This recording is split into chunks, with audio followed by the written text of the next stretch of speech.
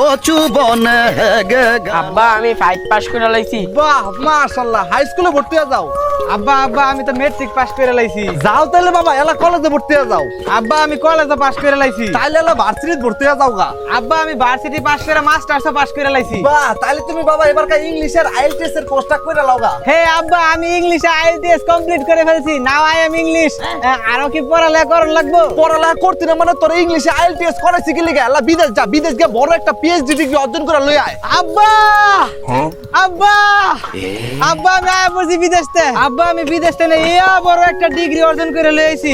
আমি আর পড়ালেখা করতাম না, আমি একটা চাকরি করবো। তুই বেটা যেই পড়ালেখা করছস বাংলাদেশের চাকরি পাবি। বাংলাদেশের চাকরি অনেক মূল্য।